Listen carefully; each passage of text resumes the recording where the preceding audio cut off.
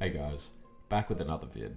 Firstly, I hope you've been enjoying the content, and for whoever has liked or subbed, I'm a big fan of that. Now, today, I'm going to be focusing on what would have happened if Ireland had joined the side of the Axis during World War II.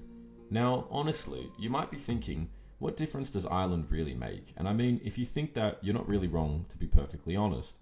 If we take a look at Ireland at the outbreak of World War II at face value, it is very weak. The population of Ireland at the outbreak of war is just under 3 million people. The Mobilisation Act started at the outbreak of war in 1939, and Ireland mustered a whopping 20,000 soldiers. To put it into perspective, the UK had a population of 40 million in 1939, and at the outbreak of war they had just around 1 million men that were already in the army or as reserves. So obviously, in a direct confrontation between the UK and the Republic of Ireland, the conflict would have probably not gone so great for Ireland, even if the UK was tied up with a war at the same time with Germany. But throughout the conflict, Ireland's geographical position plays a key part in threatening the UK, especially during 1940 when France collapses and Ireland, while not being able to do any significant damage, could have really been a pain if they had decided to ally with Germany during this time. Of course, this never happened in our timeline, and Ireland responsibly decided to stay neutral for the entire conflict. But what if in an alternate timeline, Ireland decided to ally with Germany at a crucial point in the war and join the Axis in World War II? Strap in, and let's get to it. Let's take a deeper look into the background of Ireland before the outbreak of World War II.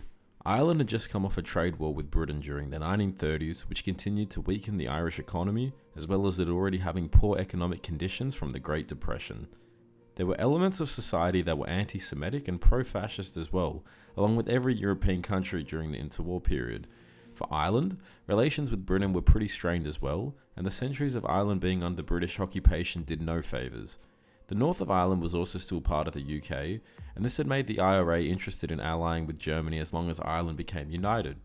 Despite this, Ireland still heavily relied on Britain for trade, and it literally could not afford to have become antagonistic with Britain if it chose to do so. Both the Germans and the British were well aware of Ireland's strategic position, as well as the fact that the IRA could be used as a fifth column if Ireland was ever to be invaded by Germany. Britain had even offered the northern part of Ireland to the Republic if they were to abandon their neutrality and join the Allies in June 1940, but the Republic was suspicious of the offer and they rejected it.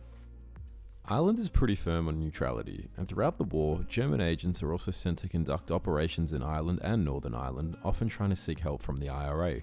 This never materialised into anything though. Actually, on one of the occasions that the IRA made contact with a German agent, one of the German agents, Gortz, was disappointed at the state of the IRA in 1940. He described an IRA Chief of Staff, Stephen Hayes, as an ex-footballer that had a character that deteriorated from alcohol and fear. Needless to say, the Germans in the IRA didn't accomplish too much during World War II. Anyway, so we know that Ireland is very weak by the outbreak of World War II, and that they're too reliant on the UK to have any meaningful foreign policy that differs from theirs. The Irish population would also rather stay neutral, and many people within Ireland work in the UK and move between both countries. Their population is small, and their economy is heavily reliant on Britain's. So, how could Ireland be swayed into the pro-German camp and be anti-Britain, rather than neutral like in our timeline? Just a heads up, I think this is very far-fetched, and obviously it's good that Ireland never did this in our actual timeline, both for their sake and for the sake of the Allies. Let's say that in 1940, Churchill decides to discuss with De Valera, the Irish leader at the time, about the idea of unification, if Ireland decides to join the war on the side of Britain. While in our timeline De Valera kept this to himself until 1970, let's say in this timeline this information is publicly leaked to the Irish population. The public is divided between joining the Allied cause or remaining neutral. There is outrage though, as public opinion also views the northern part of Ireland as a historical part of Ireland, rather than just a tool of negotiation for the UK. As this has happened just after the loss of France, the Low Countries, and Norway, public momentum swings into anti-British sentiment very quickly, and the IRA begins to gain serious momentum within the country. In our actual timeline, De Valera was not receptive to the unification plan because he genuinely believed that Britain was on the losing side of the war, and that they didn't want to go down with them. Following this, there is a serious divide within the country, and Britain looks to invade Ireland as a countermeasure. Britain calls this plan Plan W. Germany did also have a plan to invade Ireland called Operation Green, although this was never seriously considered. To deter a potential British invasion, De Valera decides to send out feelers to Berlin to see if they can at least receive aid if they were to be invaded by the British. Now he must do this in secret because he does not want to be preemptively invaded by the British, and he also knows that he cannot withstand an invasion force if Britain decides to invade. Germany is receptive to the Irish being on their side, but logistically it would be very difficult for them to be resupplied or reached if they become outwardly pro-German. Many elements within Ireland are supportive of this, including the IRA, although the matter officially is secretive because the British are heavily suspicious of Ireland. Also, the British Navy would prevent any invasion plan from going on ahead. However, the Germans do have a more powerful air force, and this can mean that Ireland can be resupplied by air if they were to do this. How feasible would this have actually been, though, in July 1940?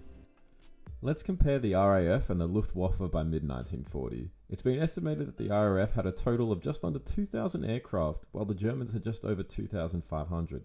Now, the Germans didn't win the Battle of Britain, so they could never resupply Ireland if they were to do this with air superiority. Likewise, their naval capabilities were much, much worse. The Kriegsmarine were seriously behind the British in numbers and had been weakened during the Norwegian campaign. So in a best case scenario where Germany somehow manages to land paratroopers and supplies to Ireland, Britain would immediately know and invade from their friendly ports and bases in Northern Ireland. As much as Ireland receives aid and supplies and German troops within their country through the air, the British can literally outsupply them with their own naval projection and their established base in Northern Ireland. With their naval and land superiority, the Republic is quickly overrun, so Ireland realistically can't do anything while this is going on, and capitulates pretty quickly. Think of an invasion of Iceland but taking slightly longer due to an increment in population. However, what if Ireland is used as a distraction for Germany and they end up mounting an invasion of Britain while Ireland is being attacked? I'd still say the same outcome. In fact, there was actually a plan envisaged by an IRA volunteer that had put together an invasion plan of Northern Ireland called Operation Kathleen, although the Germans thought that this was quite amateurish and they never seriously considered it. There was a discussion to take over Northern Ireland via paratroopers, suggested by Kurt Student, and use it as a distraction while German landings happened on the southern English coast. Hitler never seriously considered either plan. If Ireland joins the Axis or even tries to, and it gets immediately discovered by the Allies, they get overrun at any point in the war.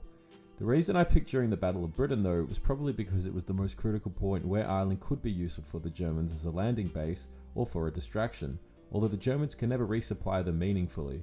Even during the Battle of Crete a year later, the Germans nearly failed but managed to gain a foothold of an airstrip and then resupplied their troops. For somewhere not as remote as Crete, and as close to the UK, and as big as Ireland, I think this would have been a lot harder, especially with the British foothold on the northern part of the island. So, to make a long story short, Ireland would be conquered and the Axis could not do anything to realistically help, even with the superiority of air power during mid-1940. Their joining of the Axis would be very brief and not opportunistic, and would result in British takeover of the country as planned in Plan W. Ireland was way too reliant on the British, and its population was too small to fight against them, and without proper support of the Germans, they could not have realistically put up any significant fight.